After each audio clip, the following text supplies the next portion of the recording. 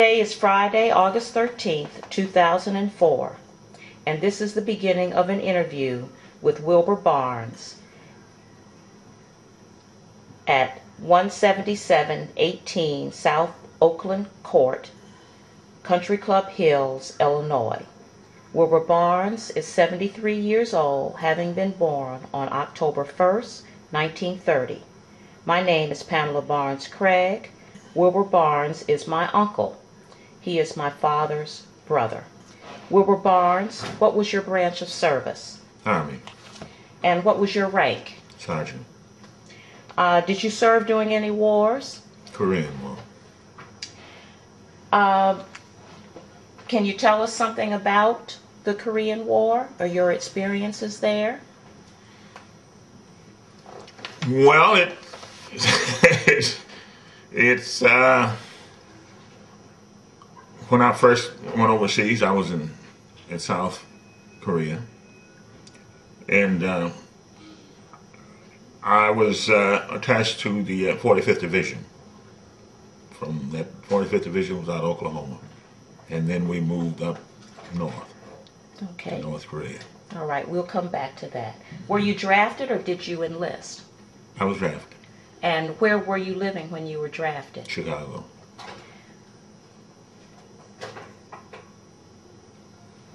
Do you recall your first days in the service?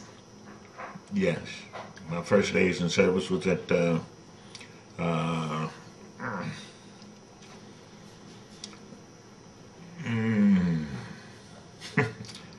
I know the name of the place now.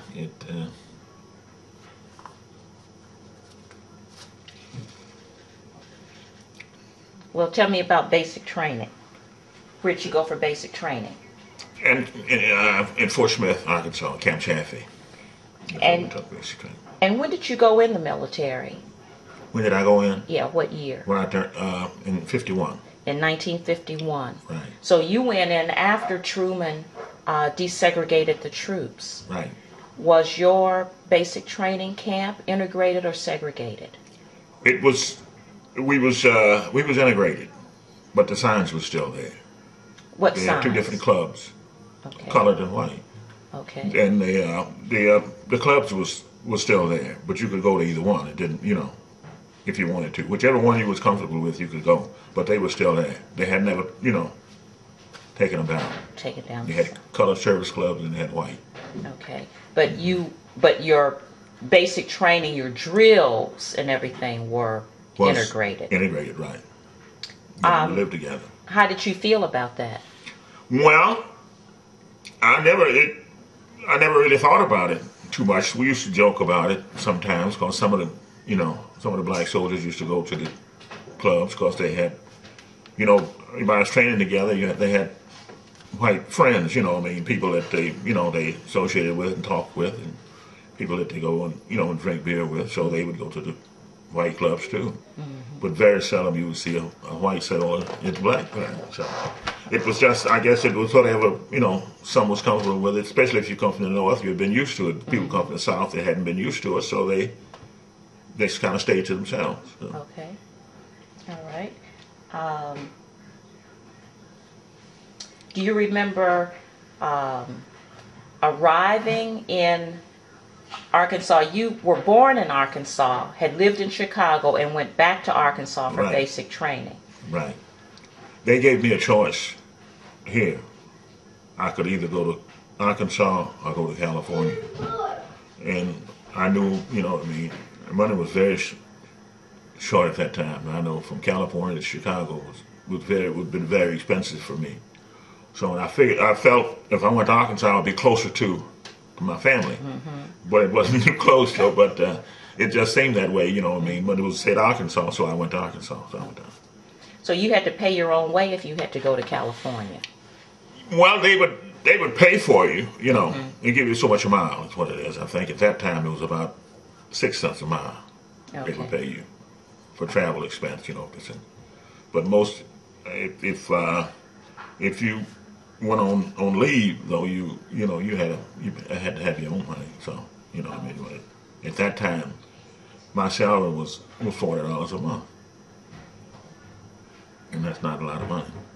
So I was married, and my wife got 45, and I got 40. Mm-hmm. Good point. Do you remember what was your job assignment in the military? We was just, you mean, just in basic training, they just, taught us how to march and taught us how to use weapons and like that. That's all. Because they knew, strictly training. because they knew that you would go to Korea. Right. Okay. Do you remember when you arrived in Korea?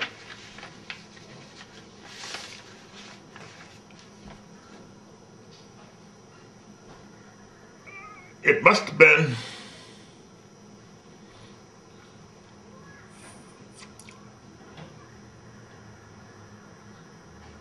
not. It had to be around February or March or somewhere along. So did you experience the bone-chilling cold that the military people talk about? Now in South Korea it wasn't too cold, but where we took those pictures up there, now that was 40 below zero, but that was in North Korea. That's why you had on those long. Right, that was 40 below zero. What did you do in Korea as your job assignment? Well, I was with the artillery, so we was when I was first attached to the 45th Division, and when we moved up as a small team, and my assignment was to first was I was a gunner at that time for a 105 house, and that's how my ears got damaged. They got messed up, so I couldn't hear too well. So they took me off of that and made me a forward observer, what they call. So we moved up and we called in fire. So that was my assignment. So what did you do as a forward observer? We observed where the enemy was located and where they needed fire support. Okay. So you would go out ahead of the troops then. Right. Was that hazardous duty or? Well, no, I guess no more than the rest of it, because it was all it wasn't everywhere was front. Then it wasn't no. This is the front, and this is you're in the rear and the front. It was all together because the people was everywhere. Okay. Can you think of a couple of experiences that you had there that you would like to share? I know you told me. Well, the most difficult part, well, it was cold. You could have no fire. There was no fire. You couldn't. It was for the smoke and thing, because we lived in what they call bunkers at the time. And there was no fire. Everything was cold. You had to eat your food cold, and you stayed on duty all the time. You was on duty sometime. You didn't get any sleep. Sometimes 36 hours, 40 hours. Just didn't make any difference. You know what I mean? You couldn't sleep no way, because it's very difficult to sleep if you're cold.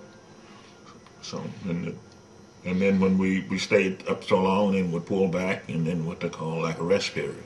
You go back and you had heat, and you rest and you eat. But supplies was very limited at the time, because that's why I really stayed longer than I was supposed to stay. Because they had nobody to replace us, so we had to stay. But like I say, the food wasn't too. Everything was canned. At that time, it wasn't as good as the canned food they have now, because it was mostly crackers and corned beef hash and stuff like that. Something that that you're not used to eating. Because I had never eaten cash before I went in the army. But you get used to it pretty quick if you're hungry. Did you ever mingle with the Korean people? No, we wasn't supposed to. We were supposed to have no contact with the Korean people. But we did have limited contact with them, but we weren't supposed to have any contact with them.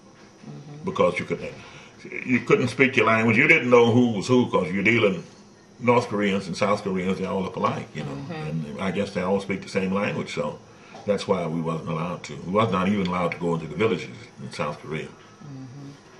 There was no wasn't supposed to have any contact with them.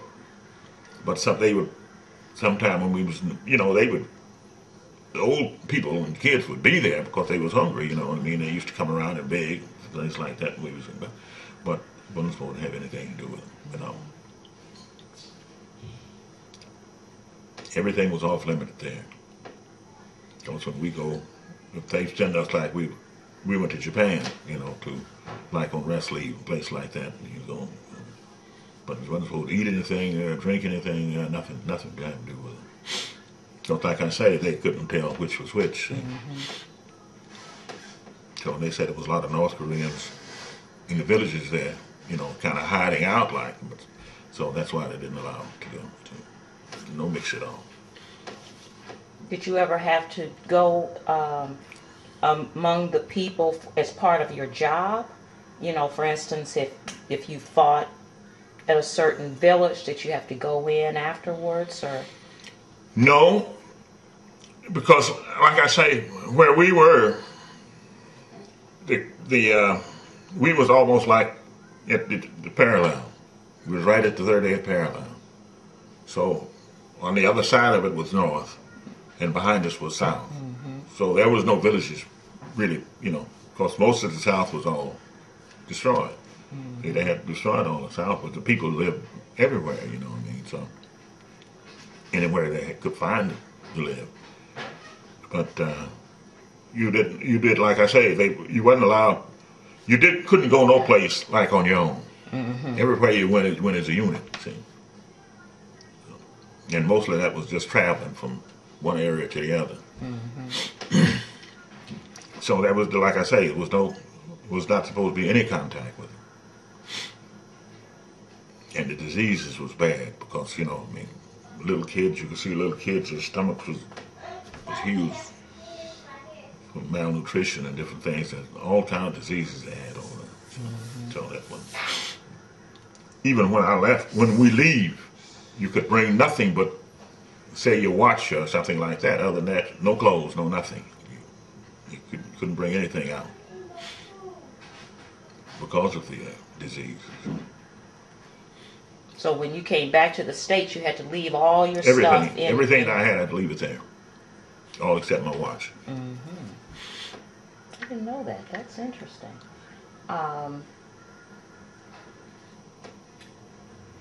Can you think of another experience? Well, when we was coming home, to Incheon. They take you and they line you up and they spray you like they do cattle. You know, they strip you and you go through and they spray you with, I don't know what kind of chemical they spray you with, some kind of stuff they spray you with. Then you go to the shower. Then you come out on the other side and you get clothes. So that's to prevent you don't bring anything back to the United States. Just kind of herded you in there, sprayed you, and yeah. Okay, can you tell me about a moment either in Korea or any time in your military career that you felt very proud of yourself or your accomplishments? Well, you have to, you know, in the military, it's not, I didn't want to go, but once you're there, it becomes different, you know. You get attached to it. You get attached to the people. You know, you form like a bond with a lot of the people that you're with, and you get very close to some of them. And when you're together with the guys like that, you do feel, you know, it makes a difference. You know? Like I said, you don't want to go, but once you're there, then you get used to it, and you do feel, you know,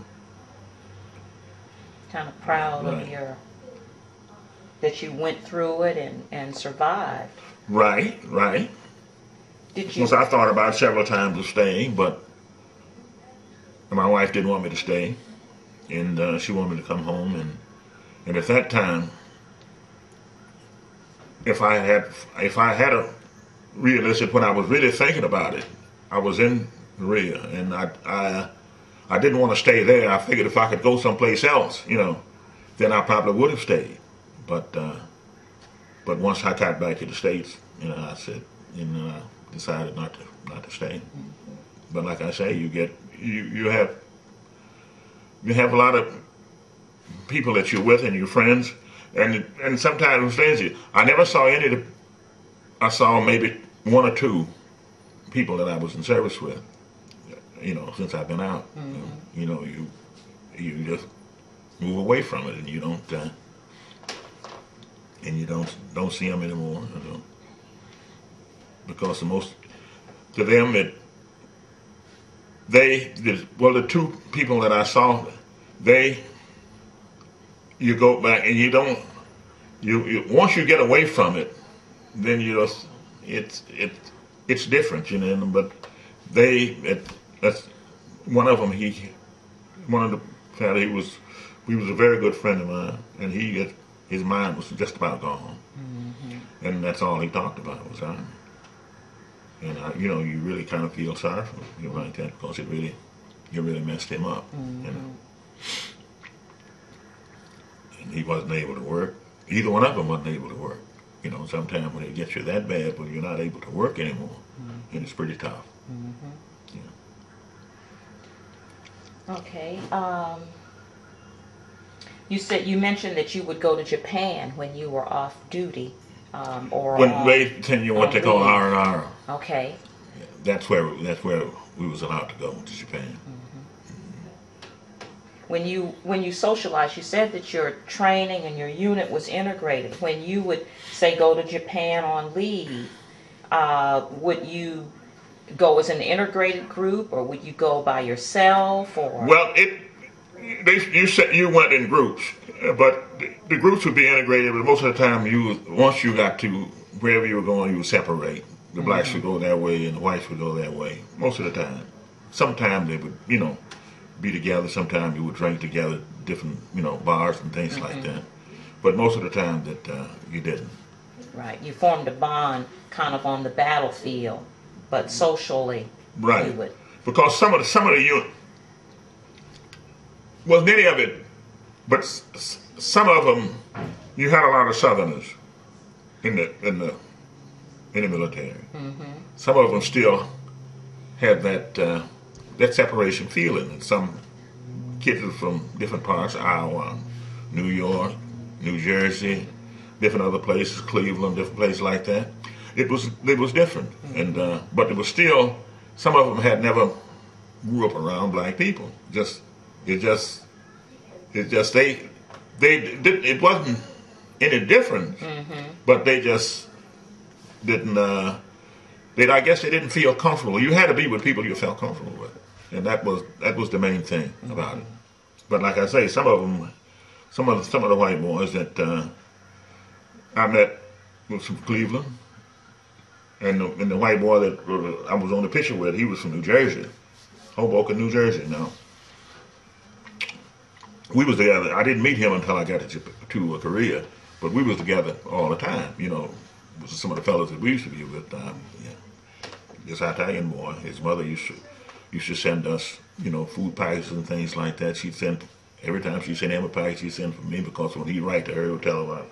So they was in Hoboken, but I didn't realize then, but he grew up, he went to school with a lot of, because he went to Catholic school, and some of them was, but most of the time it was still separated, and even then, because the most of your troops there when I was overseas was all from the South.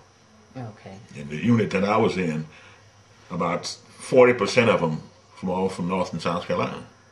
I don't know how, in Georgia, I don't know how they got pulled in that way, but that's the way it was. So, in that way, those, in 50s, it was still very much segregated in the South. And so they just carried that in the military. Right. But at least you all worked so that you could work as a fighting unit, and that's what was Well, important. it wasn't. It never was a. I think the big problem with the segregation was the women. So it wasn't the women; it was nothing but men. So that's what it was. So that's why whenever they go to town, they would go where especially in the States, they would go in areas where it was just white, and your blacks would go in areas where it was just blacks because of the women. Oh, okay. So that was a big problem in the South, in the States during a time like that. Okay. When you were away, did you stay in touch with your family? Yes. And how did you do that? By letter, By mail, telephone? yeah, right, letters. Okay. In fact, I have one that you wrote to Aunt Lena.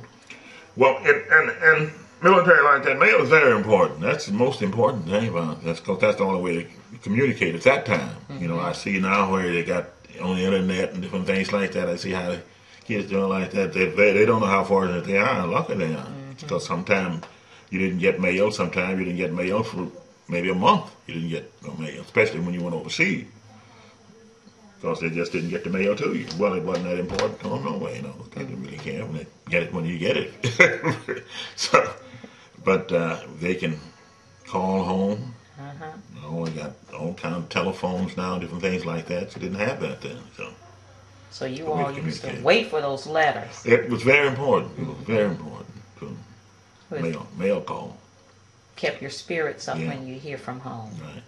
Did you all have a lot of downtime to write letters, or you just had to fit it in? Or? No, you had.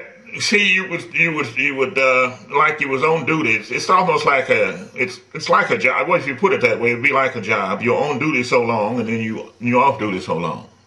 Because you have to get some rest. You know what I mean? Because if you're on guard duty, so you're on guard duty, you say for you don't get into sleep maybe in 36, 40 hours, then you're pretty tired. So then they have to pull you back, let you rest. You know what I mean? And they pull you back, let you rest, and you got all the time to read your mail or write, write and get the mail off. But other than that, you don't have the time, Do they have PXs or that kind of thing over there for you all, or supply wagons? I mean, where did you get your supplies? No, they give it to you. They every week or so they give you supplies, cigarettes and things like that, different little things. So everything was, they give to you for free. You didn't need money. We didn't have no money no way, but you didn't need any money because there was nothing to buy. So like I said, everything was given to you. Okay. No, there was no PXs where I was. So, no, nothing. You couldn't buy anything. There wasn't nothing to buy, and you couldn't go into the villages. Well, they didn't have anything either. Not that anything that you wanted, but there's no PX. The only thing down with PX is if you're in the States, like that, or in Japan or something like that. Then they had stores and PXs, but there they had was nothing like that. But like I said, everything was given to you free. They'd give you candy and different things like that. They would just pass it out to you, like in a package. A lot of times you got packages a lot of soldiers got packages from home, They would send them cookies and different stuff like that. Well, you said they would hand out cigarettes. Suppose you had a particular brand, you just had to smoke what they gave you. You smoke what you gave you. We was never given nothing but Chesterfield, that's all. Just one brand of cigarette. The only brand of cigarette I ever saw was Chesterfield. They give you that. Okay. Did you smoke then? Yes. So you became a Chesterfield fan, huh? No, not really. I always smoked. At that time, I smoked Lucky Strikes, but but you couldn't you couldn't say, well, I want to pack Lucky Strike. They didn't have any Lucky Strikes, so they gave you, and sometimes they give you beer, but no whiskey. On your downtime. Yeah. Just to help you relax and that kind of thing. Did you get packages from home? Yes, I got. My wife sent me a couple of packages, but like I said, she wasn't able to work because when I left, my wife was pregnant, and she wasn't able to work, so it just and she was getting $45 a month, and you don't and living in a city like that, it's not a lot of money. Okay.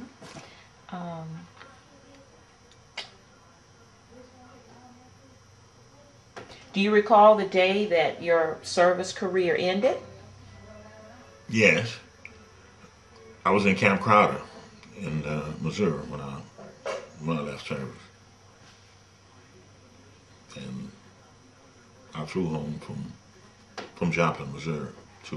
I stayed in Joplin for a while until I got out, because, like I say, I was going back and forth to the hospital because I was having a lot of trouble with my ears.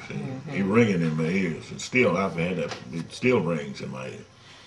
But and then I decided to give it up. They told me there's nothing they could do about it. Said it would go away, but never did. But and then I took the discharge and come on.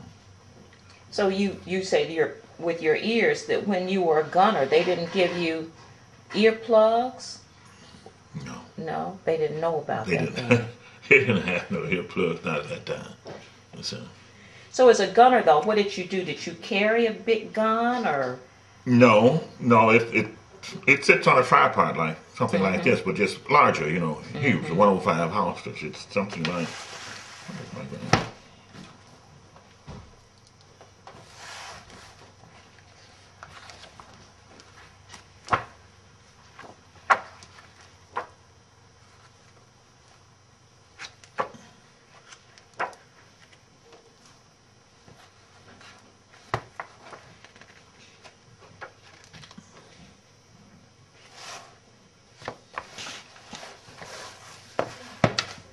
That's it.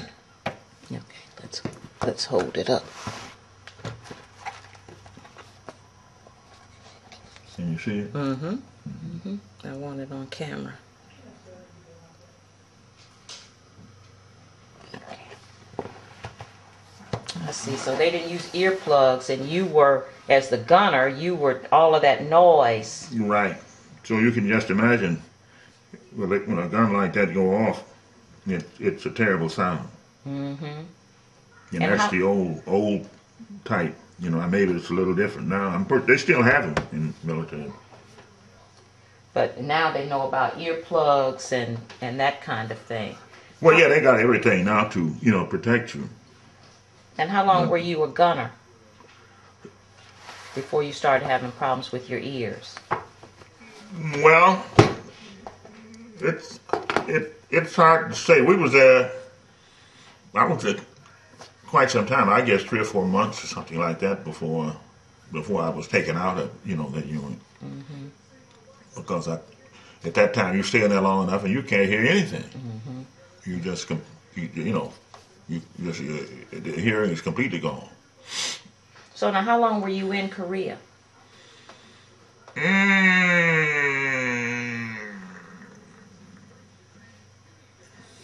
Were you there as long as a year? I was there over a year. I was in Korea over a year. I don't remember exactly how long it was, but it was over a year. But you had to stay there longer than the normal. Right, because 9 months normally you get 36 points and you rotate with 36 points. I probably had about 50 or 60 points when I rotated. Okay, and that's when you went to Missouri. Right. And stayed there. Okay, and you had some friendships.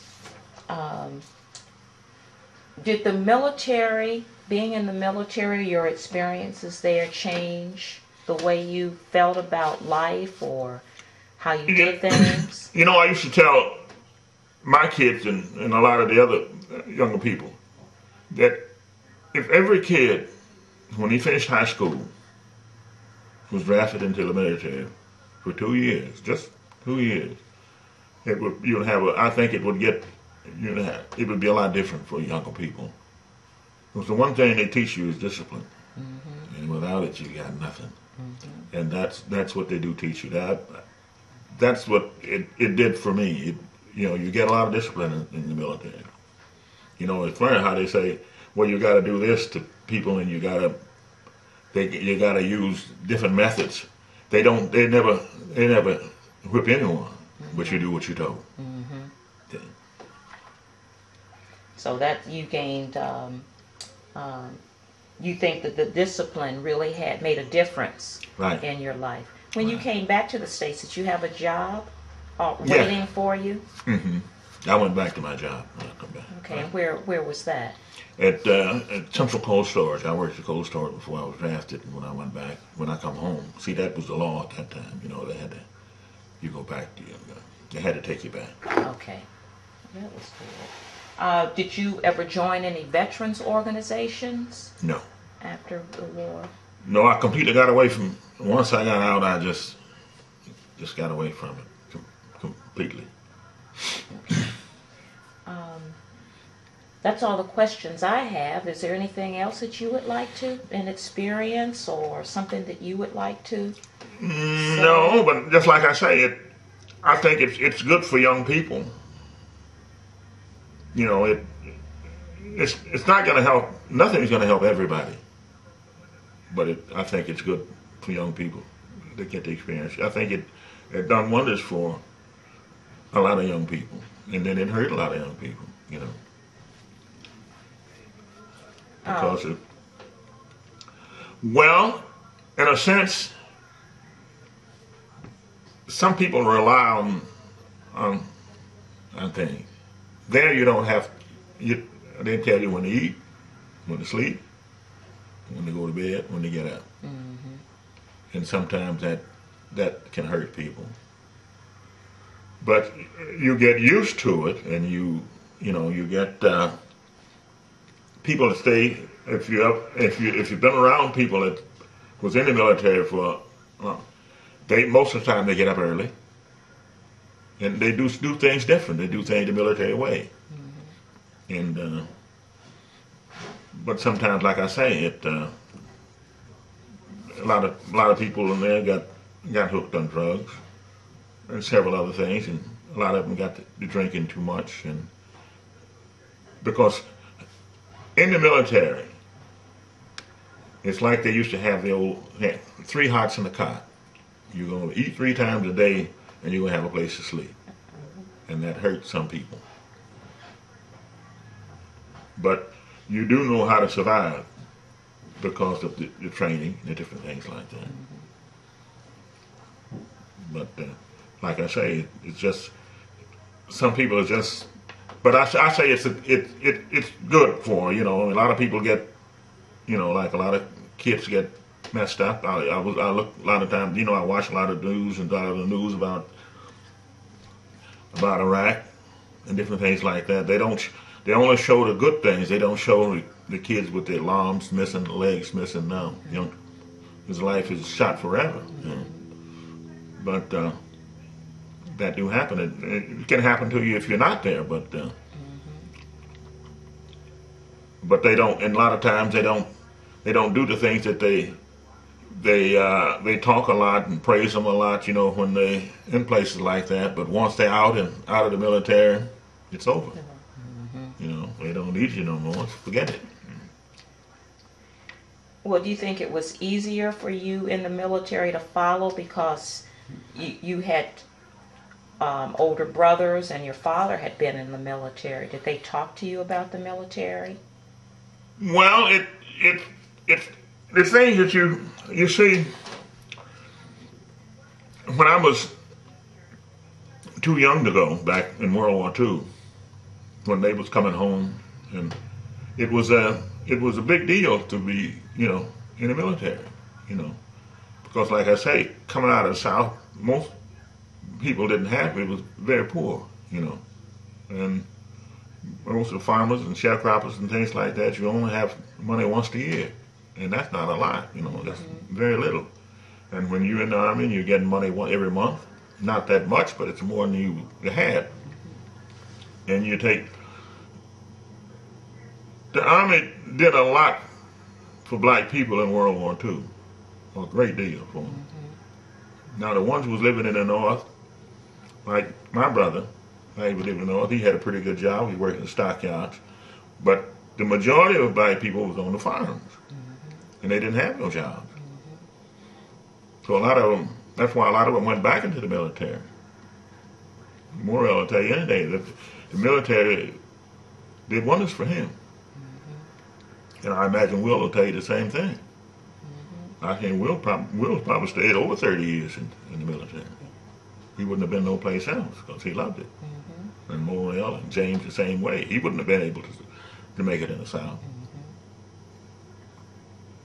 Mm-hmm. So he that's why he went back. Mm-hmm.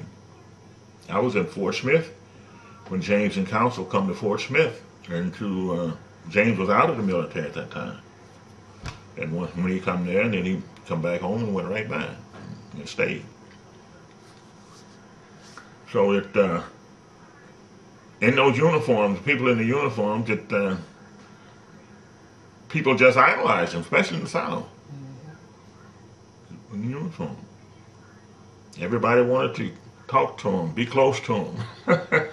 And the women, right? Yeah, oh yeah, they all. Because once you go south with women will leave their husbands and things, following soldiers.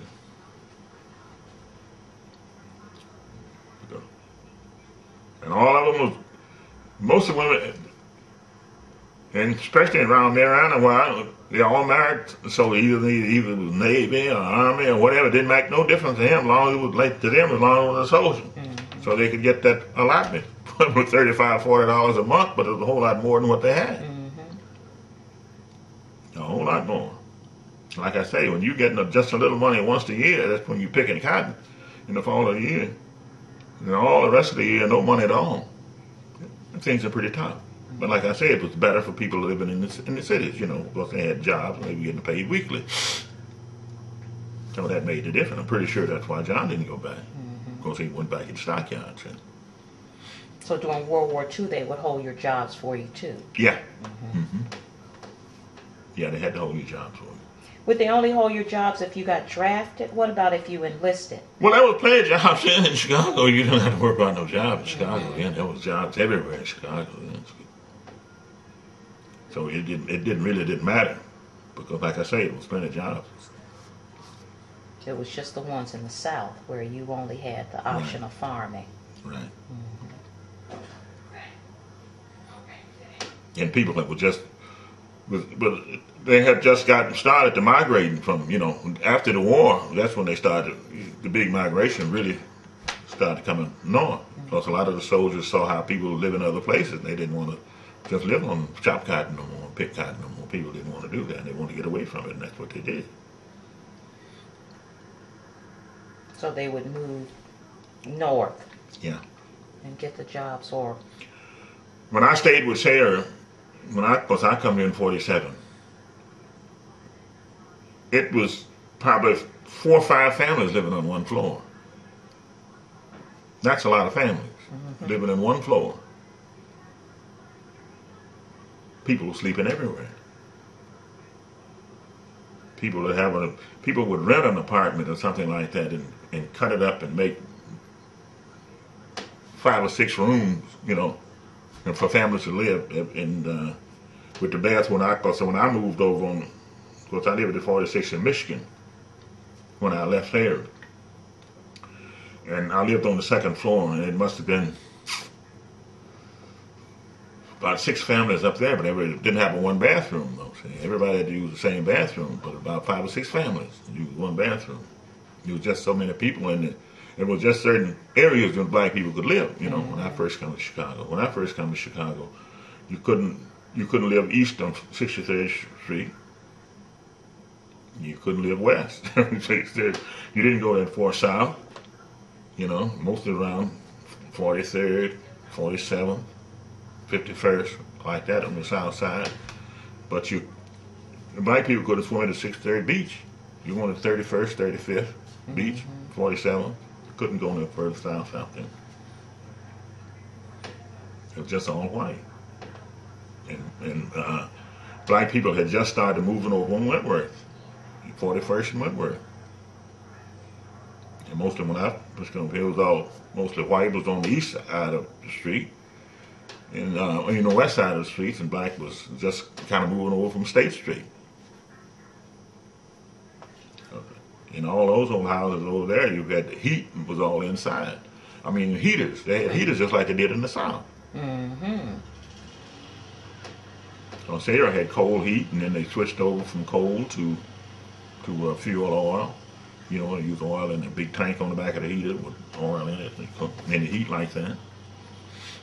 The cook stove in the kitchen, they use coal. So how did they deliver the coal? They had the coal men, right, who would Trucks. deliver it? Mm-hmm. Truck. And a lot of people had,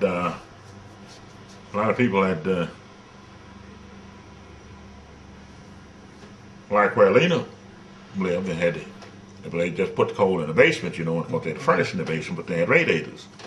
See? And a lot of people that put their job was coal hikers, they call them. They used to shovel coal in the basement. People, they would dump it outside and they would shovel it in the basement. Mm-hmm. You know, it was some pretty tough times for black people here too at that time. Because like I said, there's only certain areas they could live. Mm-hmm. But they came because they had jobs. Right, because the jobs was here. Mm-hmm. And they wanted people, you know. But like I say, a lot of people went to the stockyard. And that was called a good job. When I first came to Chicago, Lena used to make $80 a week. That's a lot of money. $80 a week because she done piecework. Not piecework, what you call it? You got kind of, I can't think of it now, but you got paid for what you did, you know. If you produce more, you got paid more. And she made like finer sauces and things like that. They made Armour because she worked at Armour. And John worked at Swift. And like that was a lot of money when she $80 a week. It sounds like it. If you got $40 a month in the military, $80 a week was a lot of money. I only made $48 a week working on the job. I just made $48 a week. And a whole lot of men was making that kind of money a week. But like I said, the stockyard was considered a good job. Mm-hmm. They had the unions and different things like out there. And they allowed blacks in the unions during that period of time?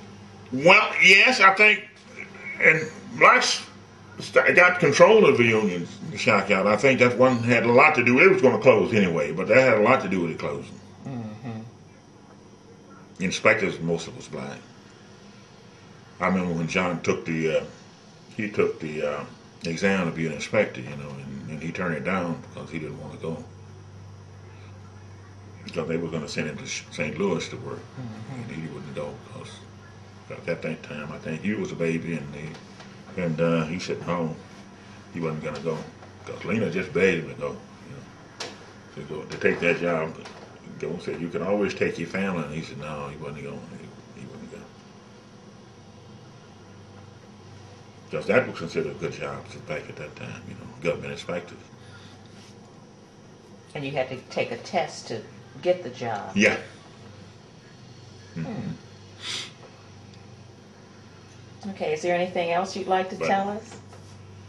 No, I guess that's about it. Well, I'm enjoying this if you want to keep talking.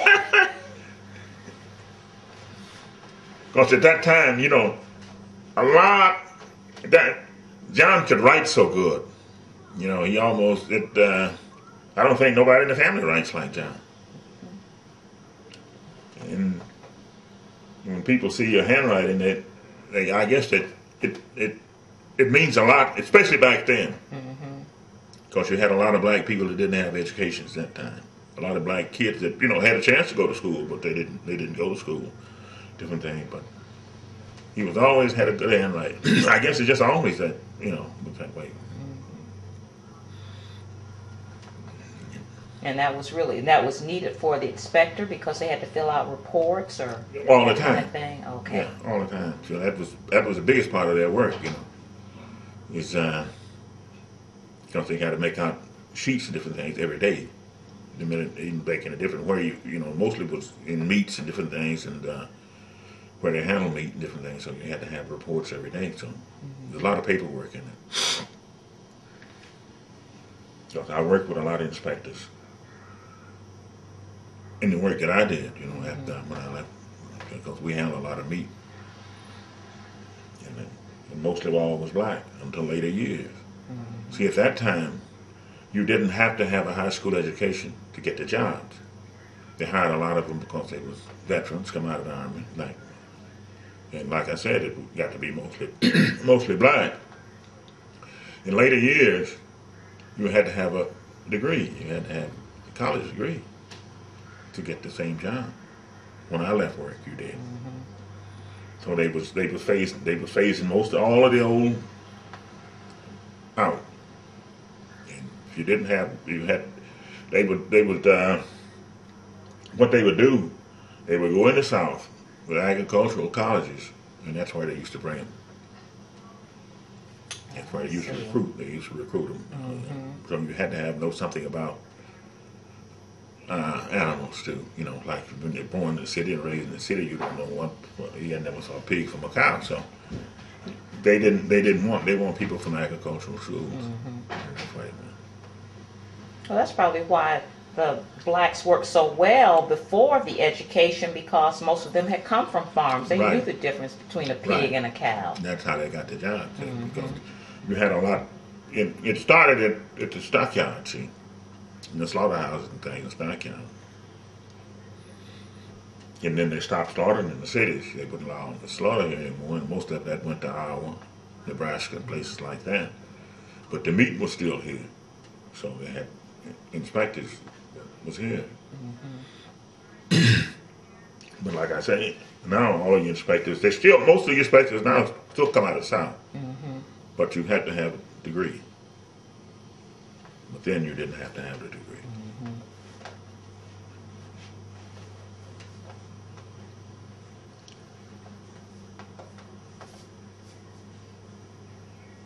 Because I think Pine Bluff at one time was an agricultural college. I don't think it's probably not as much now as it was at that time. No. Jackson State, I think Jackson too was in the southern school, what they call agricultural school.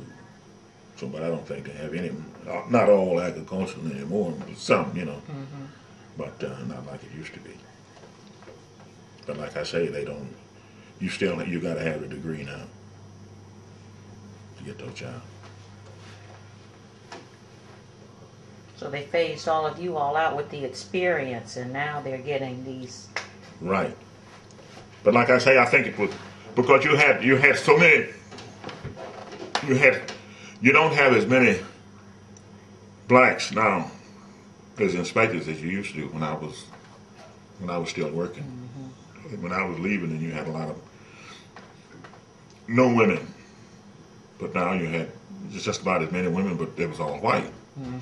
As you had men, but they was mostly all young, and they had, college degrees.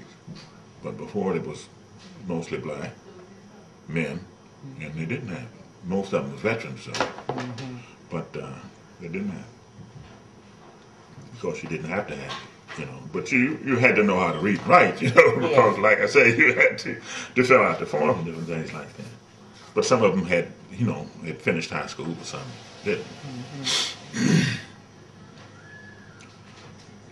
But now it's mostly all white. Mostly all the inspectors is white. All your graders are practically white.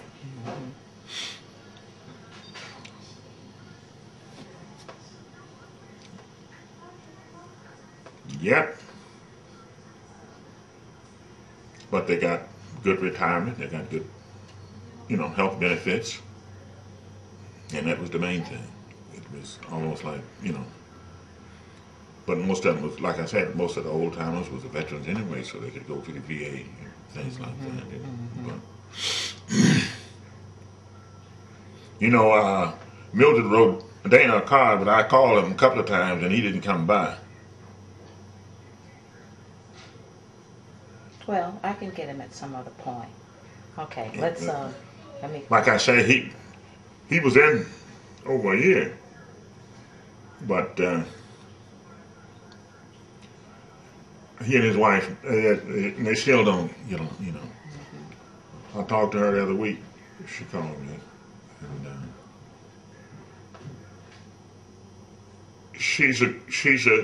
she's not a bad kid, but some people just have problems, and she has a problem.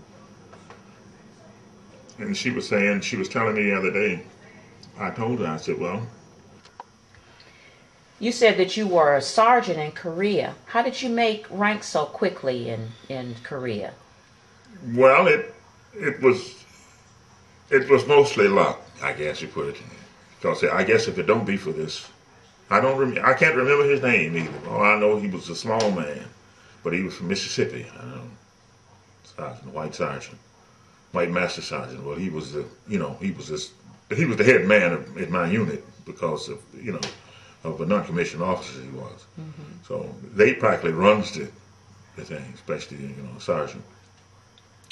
And they was going to give it to this other kid that had no combat experience. He had just volunteered to come up there because to get enough points so he could get out to come home.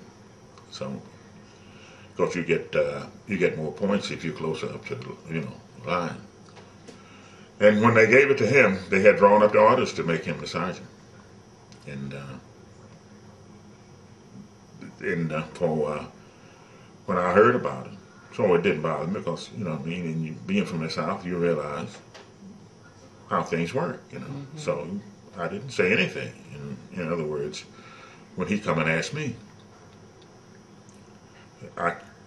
he asked me, did I know that they had brought up the papers to make him sergeant? I said, to give him the rank. So, and I says, no, but I had heard about it, but I told him I didn't. So he said, don't you want it? And I said, of course, who wouldn't? So, of course, I said, well, it means more money. So he said, well, hell, you ought to have it then. He says, no, it's not. He says, if you want it, says it's not going to happen. And he left out and went down to the company headquarters. And he come back and he said a couple of curse words. And he said, I'm going to make sure you get it. Just like that. I don't know what they must have told him. I don't know what they had said to him. Mm-hmm. But anyway, when he come back the next day, he said, you're the new sergeant. It was like that. And he smiled and he laughed and he didn't say no more. So I don't know what happened, what he said to them or what they said to him, but they gave me the rank. So in fact, I was the only black sergeant in my unit. And when I got on the ship, I was the only black sergeant on the ship coming home. There was some white sergeants, older soldiers mm-hmm. was on there, but they wasn't sergeants. Mm-hmm. And how many people were on the ship? 6,000. And you were only black sergeant? Only black sergeant. What about when you returned to the United States? When I went to Camp Crowder, I was the only black sergeant in my unit there. I'm pretty sure it was some sergeant at the camp someplace there, mm-hmm. but we was housed together because we was rotating out and we was being processed.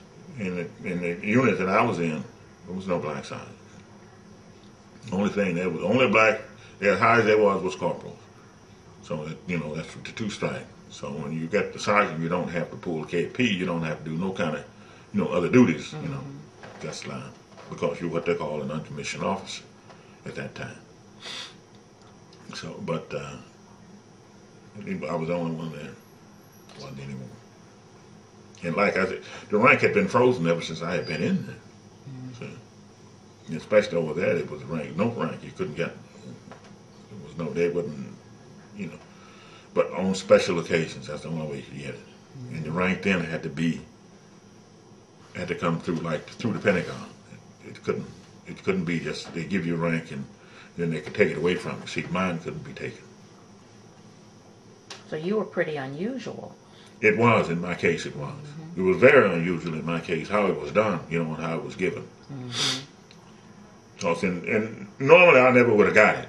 No black, not necessarily me, no black would have got it. Mm-hmm. But the way it was done, and the man that was responsible for it, you never would have thought that he would have been, but he was.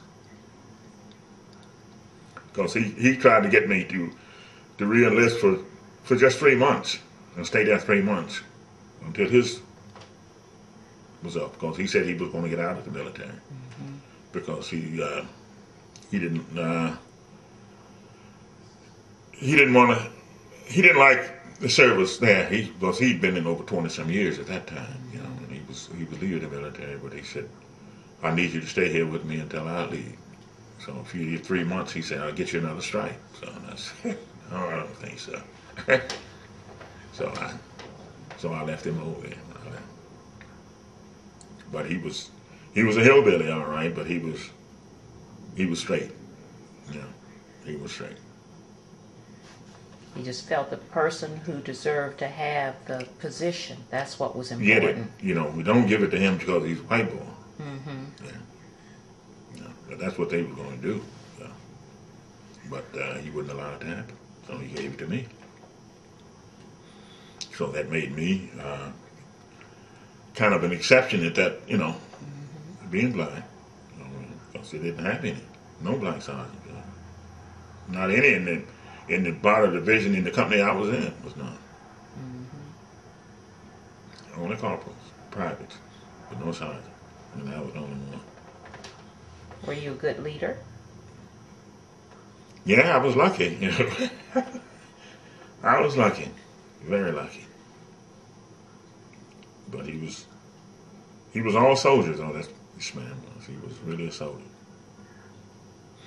That's why I say it would have been good for me if I had stayed, because with the rank, and it makes a great deal of difference, when you got, you can almost pick the places you want to go. Mm-hmm. Like that. So I would have been able to do that even when I come back to the States, request places I want to go. Mm-hmm. Because I always wanted to go into a training unit, because I thought that was a good job. If you get into a training unit and you stay in the States, and you train others. Mm-hmm. But I decided to leave. And if you stay overseas, it's good, I think Japan was at the time that I was there. I went there on leave for 2 weeks, and I was there for about 2 or 3 weeks when I first went over. And at that, the people were so much different, and I guess they changed a lot now since, because they was under occupation then, mm-hmm. And you could just about do anything you wanted to do then. But now they changed and they gave them the laws, back now, because mm-hmm. Japanese couldn't arrest American soldiers at that time, you could do. But now they can. Mm-hmm. No, like I say, the time that I was there in the military, I was real lucky. Real lucky. Well, you said the rank was frozen. How did the sergeant's position become available? This sergeant was killed. He was killed in the line of duty. Mm-hmm. So that freed up. So he had to be replaced. Mm-hmm. In that unit, you had a lieutenant and a sergeant that was in charge of the squad. So they had no sergeant to be in charge of the squad. So. I see. So the man from Mississippi was the lieutenant? No, he was a sergeant, but he was back in the company. He was a company. Okay. See. And you were a sergeant out on the field. Right. In the field. Field sergeant. Right. Okay. Yeah. Okay. But even though you were field sergeant, your actual rank came from the Pentagon. You just weren't given the rank out on the field. No. They can do it that way. Mm-hmm. But it's not permanent rank that they call it. At that time, they say they could give you rank and take it away from you, mm-hmm. see. But they couldn't. Once they give it to you this way, it couldn't be taken from you. Okay.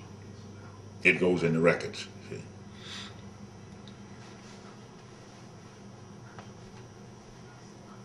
Okay, Wilbur Barnes, I want to thank you very much for sharing your military experiences.